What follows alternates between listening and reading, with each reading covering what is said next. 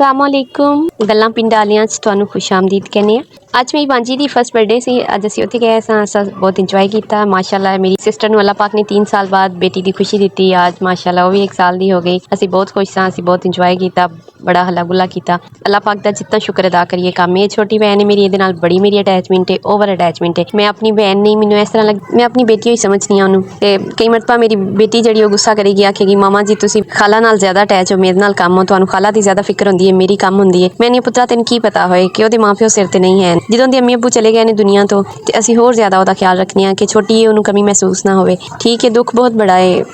ਅਸੀਂ बर्दाश्त नहीं कर सकते पे टाइम बहुत मुश्किल गुजरता है अम्मी अब्बू साढ़े दुनिया तो वखरे इंसान सन बल्कि सब वास्ते माँ बाप वखरे होंगे ने अब्बू जी जो दुनिया तो गए तो इंज लगे जिवें ना साढ़े सर ते आसमान को नहीं रह गया ते अम्मी दुनिया तो गए तो इस तरह लगे जिवें साड़ियां अंतरां किसे कढ़ लियां ने इतना मुश्किल होना कि इंज चैन ना होना सांस ना होना अम्मी तो बगैर दुनिया ते उन्हें भी आहिस्ता आहिस्ता अपने दिल में समझाया है कि जिंदगी तो गुजारनी है लेकिन लगता है जी कि वालदैन तो बगैर ना जिंदगी खत्म हो जाती है हम सिर्फ इतना पता है कि अपने बच्चे ने अपने बच्चों वास्ते जिंदगी गुजारनी है लेकिन अपने जो लाड चाह मान होंदा सी कि एक सच्चा ते खालस मुखलस प्यार वालदैन करते हैं वो खत्म हो चुका है तुहाडा इस बारे की ख्याल है अपनी राय का इजहार जरूर करिया जे ते दुआवां विच याद रखिया जे।